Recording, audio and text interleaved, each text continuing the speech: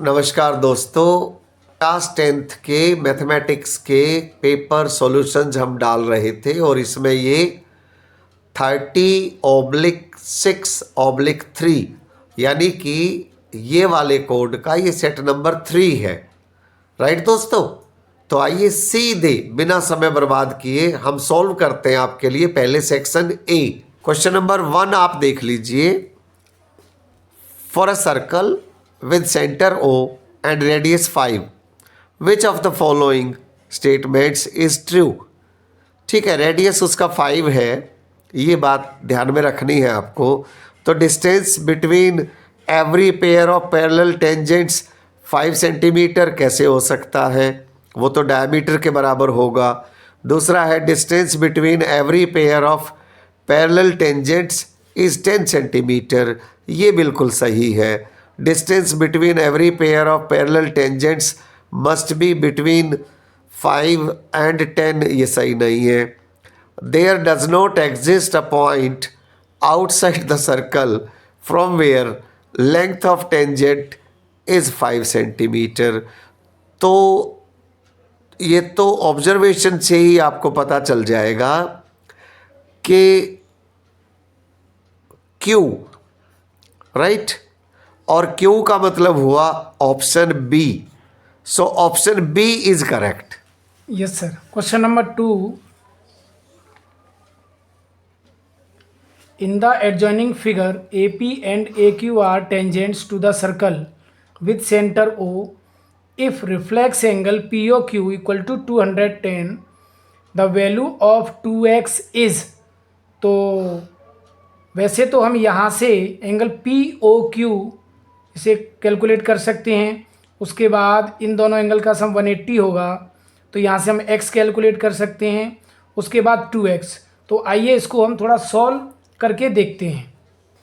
यहाँ से आप देखेंगे कि एंगल POQ ये 360 माइनस 210 हो जाएगा, तो ये निकल के आएगा 150 डिग्री।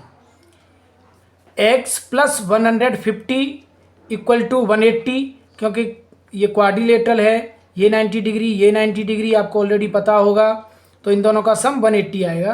तो x प्लस 150 इक्वल टू 180, तो यहाँ से x की जो वैल्यू निकलेगी वो 30 डिग्री, बट वैल्यू पूछी है 2x, तो 2x equal to 60 degree. It means option B is correct. Question number 3 देखते हैं दोस्तों। If x is equal to 2 sin 60 cos 60 and y is equal to sin square 30 minus cos square 30 and x square minus ky square, the value of k is। ठीक है, इसे हम थोड़ा सा आपको ना सॉल्व करके दिखाते हैं फिर। x is given 2 sin 60 cos 60, तो यहाँ से हम sin 60 की वैल्यू √3/2 एंड cos 60 की वैल्यू 1/2 लगाएंगे, तो 2 से 2 कैंसिल आउट होगा। It means √3/2। तो x की जो वैल्यू आएगी दैट इज़ √3/2। y के लिए साइन स्क्वायर 30, तो साइन 30 की वैल्यू 1/2, तो उसका स्क्वायर कर देंगे। यहाँ cos 30 की वैल्यू √3/2, तो उसका स्क्वायर कर देंगे। कैलकुलेट करेंगे तो 1/2 का होल स्क्वायर 1/4 और √3/2 का होल स्क्वायर 3/4। इसे जब हम सॉल्व करेंगे तो ये -2/4 आएगा, मीन्स दिस इज -1/2। अब हमें कंडीशन दे रखी है x² इक्वल टू KY²। तो जो वैल्यू हमने x की और y की यहाँ पर निकाली हैं उन वैल्यूज़ को हम यहाँ पर पुट कर देंगे। तो √3/2 का whole square that is 3/4 and -1/2 का होल स्क्वायर दैट इज़ 1/4। तो 4 से 4 यहाँ कैंसिल आउट हुआ, तो k की वैल्यू आती है 3। It means option C is correct. आइए क्वेश्चन नंबर 4 की बात करते हैं। A peacock sitting on the top of a tree of height 10 metre observes a snake moving on the ground. If the snake is 10√3 metre away from the base of the tree, then the angle of depression of the snake from the eye of the peacock is। देखिए जब आप इसे calculate करेंगे ना तो option A आएगा इसका अगर आप पूरा कैलकुलेशन देखना चाहें तो सेट 1 में हमने सॉल्व कर रखा है, उसमें देख लीजिए। ठीक है दोस्तों। Yes, sir. Question number 5. If a cone of greatest possible volume is hollowed out from a solid wooden cylinder, then the ratio of the volume of remaining wood to the volume of cone hollowed out is। तो बेटा यहाँ पर यदि हम एक cylinder में से उसी रेडियस का यदि कोन होलोड आउट कर लेते हैं, काट के बाहर निकाल देते हैं, तो जो रिमेनिंग वुड है उसका हमें रेशियो निकालना है कोन जो आपने होलोड आउट किया है। तो आपको पता ही होगा कि volume of cone equal to 1/3 into volume of cylinder 1/3 pi r square h. तो जब आप होलोड आउट करोगे इट मीन्स 2 पार्ट बच जाएगा। इट मीन्स जो बचा हुआ पार्ट है वो 2/3 पाई आर स्क्वायर होगा, पाई आर स्क्वायर एच। तो दोनों का जब हम रेशियो निकालेंगे तो दैट विल बी 2:1। बाकी यदि आप इसका सॉल्यूशन एग्जैक्टली देखना चाहते हैं तो आप सेट 1 के सॉल्यूशन में देख सकते हैं। हमें पूरी उम्मीद है कि आप सभी ने ऑप्शन सी ही लगाया होगा और सभी का सही होगा। आइए अब हम एक बार क्वेश्चन नंबर 6 देख लेते हैं। If the mode of some observations is 10 and the sum of mean and median is 25, then the mean and median respectively are. ये शायद आपको ये देखना चाह रहा है कि शॉर्टकट फॉर्मूले का यूज करके क्या आप पता कर सकते हैं डायरेक्टली। देखिए, जब आप 13 को 2 से और 12 को 3 से मल्टीप्लाई करेंगे तो यू विल हैव 12 3 जा 36 और 13 2 जा 26।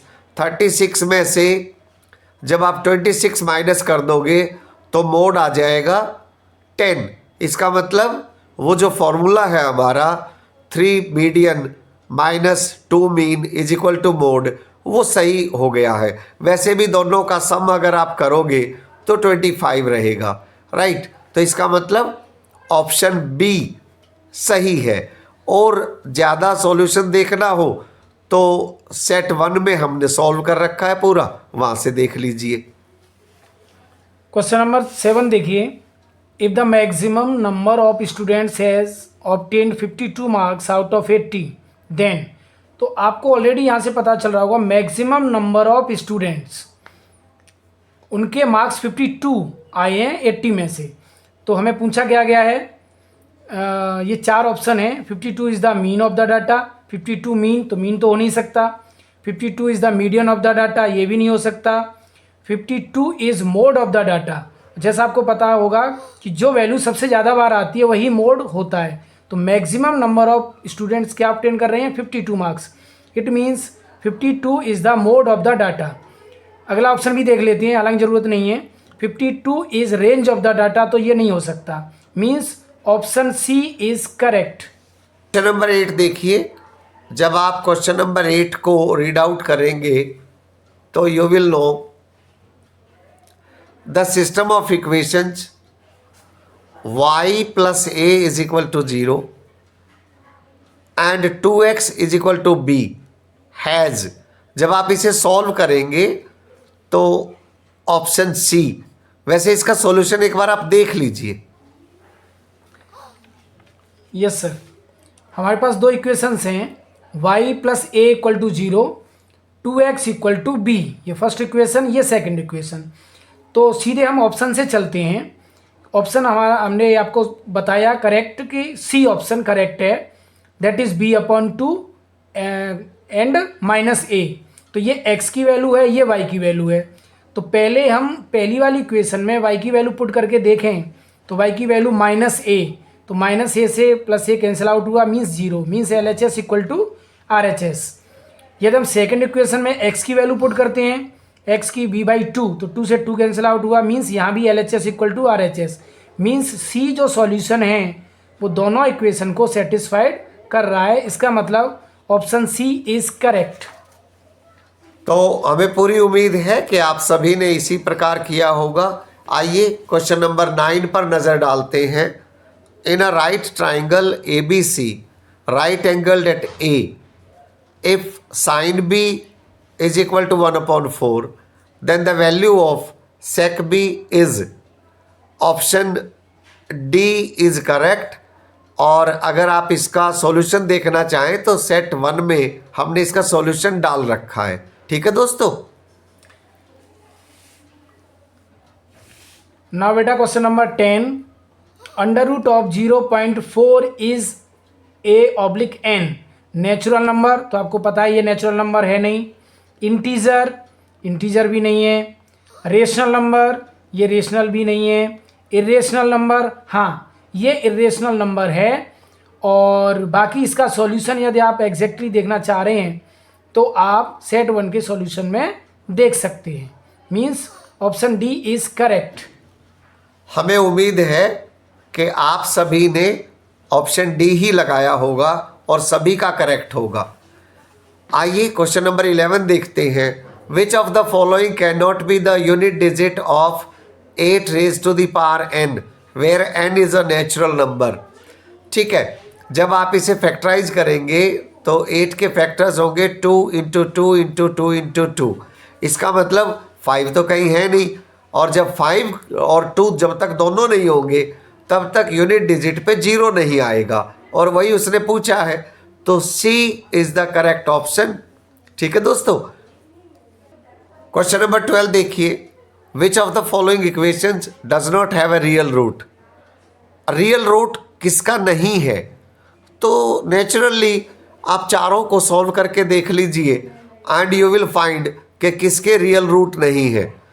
ठीक है, x² इज इक्वल टू 0, तो फिर x की वैल्यू इससे आप क्या निकालेंगे, राइट।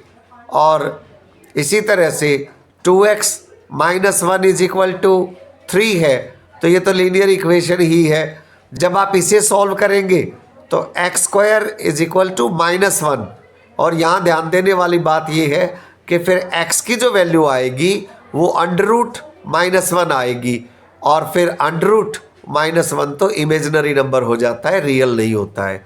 ठीक है दोस्तों। जहाँ तक d की बात है, x³ + x² is equal to 0 है। जब आप इसे फैक्टराइज करके सॉल्व करेंगे तो इसके भी फैक्टर्स आ जाएंगे। तो आप इसका सॉल्यूशन ना अच्छे से एक बार यहाँ देख लीजिए, हमने आपके लिए कर दिया है। Yes sir. यदि आप इसका सॉल्यूशन देखेंगे बेटा तो x² = 0, जैसा सर ने बताया कि यहाँ से x की वैल्यू हम निकालेंगे ही क्या। वैसे चाहो तो आप b² - 4ac कैलकुलेट कर सकते हो, तो वो 0 आएगा। और इस कंडीशन में इसके रियल रूट होंगे ही। और यदि हम ऑप्शन बी की बात करें तो 2x - 1 = 3 है, तो 1 को आप उधर ले जाओगे तो ये 4 हो जाएगा। इट मीन्स x की वैल्यू 2 आएगी। ओके, तो यहाँ भी रियल रूट है। और जैसा सर ने बताया कि x² + 1 = 0, तो 1 को उधर ले जाओगे तो -1 का यदि आप रूट निकालोगे तो इमेजिनरी नंबर हो जाएगी। आप उस तरीके से देख सकते हो, अदरवाइज आप डिस्क्रिमिनेंट निकाल के भी देख सकते हो। तो दैट इज़ -4। मीन्स यहाँ रियल रूट्स एग्जिस्ट नहीं करेंगे। लेकिन ऑप्शन डी को यदि हम सॉल्व करते हैं तो यहाँ पर जो वैल्यू निकल के आती है x की, एक 0 एक -1, मीन्स यहाँ पर रियल रूट्स एग्जिस्ट कर रहे हैं। तो ऑप्शन सी इज़ करेक्ट। हमें उम्मीद है कि आप सभी ने ऑप्शन सी ही लगाया होगा। आइए अब हम क्वेश्चन नंबर 13 को एक बार रीड आउट कर लेते हैं। If the zeros of the polynomial ax² + bx + 2a/b are reciprocal of each other, then the value of b। Right friends, ये रहा, this is the correct option. ठीक है, और सॉल्यूशन अगर आप देखना चाहें तो सेट 1 का हमारा देख लेना। ठीक है दोस्तों। क्वेश्चन नंबर 14 देख लीजिए। डिस्टेंस ऑफ पॉइंट, ये एब्सिसा रहा, ये ऑर्डिनेट रहा, वाई एक्सिस से पूछा है, इसका मतलब x को लेंगे। ठीक है, और x में क्योंकि डिस्टेंस ही पूछा गया है तो फिर this should be the correct option A.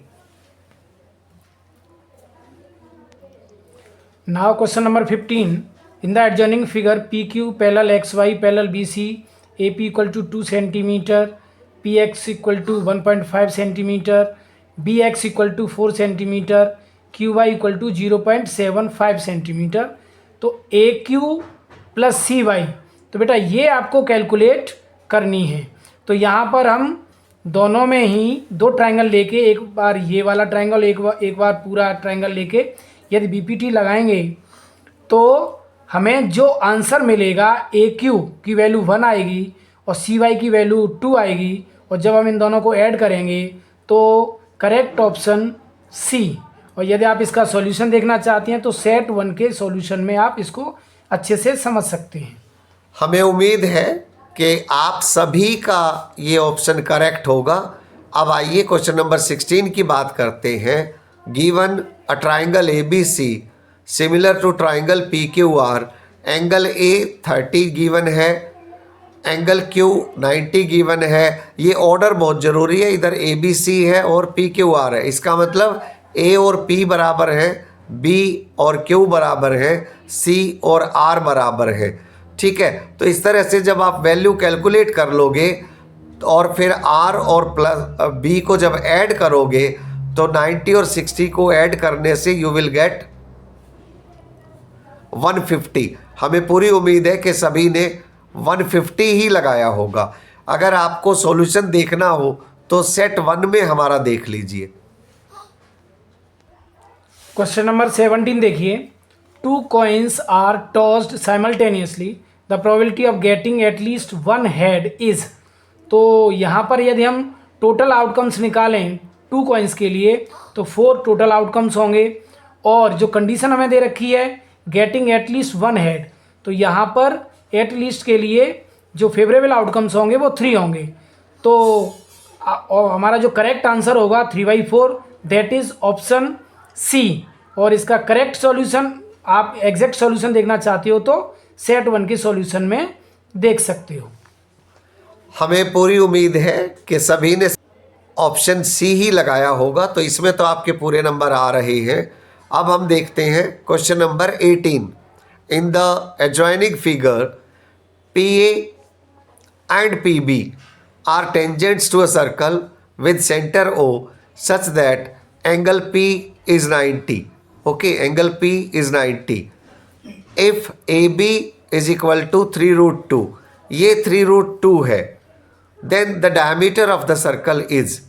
देखिए, डायमीटर निकालने के लिए पहले इस रेडियस का पता कर लो, और इस रेडियस का पता करने के लिए अगर आप ध्यान से देखेंगे, क्योंकि ये टेंजेंट है, तो ये एंगल 90, ये एंगल 90, और ये टेंजेंट्स फ्रॉम दिस पॉइंट, तो इनकी लेंथ भी इक्वल हो गई, और ये दोनों रेडियस हैं, इनकी लेंथ भी इक्वल हो गई। इसका मतलब ये एक स्क्वायर है। ठीक है दोस्तों, और फिर स्क्वायर का डायगोनल आपको पता ही है, ये गिवन है 3√2। इसका मतलब साइड कितनी आ गई? 3, और ये साइड ही तो रेडियस है। अगर ये 3 आ गई तो डायमीटर कितना हो जाएगा? 6। ठीक है, और डायमीटर ही पूछा गया है। इसका मतलब ऑप्शन D इसका करेक्ट है। ठीक है दोस्तों, सॉल्यूशन अगर आप देखना चाहें तो आप सेट 1 से भी देख सकते हो। Yes sir. Question number 19 and 20 दोनों ही असर्शन रीजन वाले क्वेश्चंस हैं। तो 19 में देखेंगे बेटा, असर्शन दे रखा है event E1 getting a number less than 3 and event E2 getting a number greater than 3 are complementary events. तो कॉम्प्लीमेंट्री इवेंट्स हम कब कह सकते हैं? जब दोनों की प्रोबेबिलिटी का जो सम है वो 1 आना चाहिए। तो यदि हम लेस देन 3 के लिए प्रोबेबिलिटी निकालेंगे और ग्रेटर देन 3 के लिए प्रोबेबिलिटी निकालेंगे तो 1 के इक्वल नहीं आएगी। इट मीन्स असर्शन हमारा करेक्ट नहीं है। यदि हम रीजन देखें, 2 events E and F are complementary event then PE plus PF equal to 1, तो ये बिल्कुल सही है। It means assertion is false and reason is true, means option D is correct. हमें पूरी उम्मीद है कि आप सभी ने ऑप्शन D ही लगाया होगा। तो यहाँ तक तो आपके हम पूरे मार्क्स गिन रहे हैं।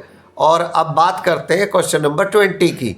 असर्शन देखिए, फॉर 2 ऑड प्राइम नंबर्स। ध्यान रहे ऑड प्राइम है, ठीक है दोस्तों, x एंड y, जहां x and y are not equal, right. तो LCM 2x 4y will be 4xy, ये बिल्कुल सही बात है, इट विल बी 4xy, ठीक है।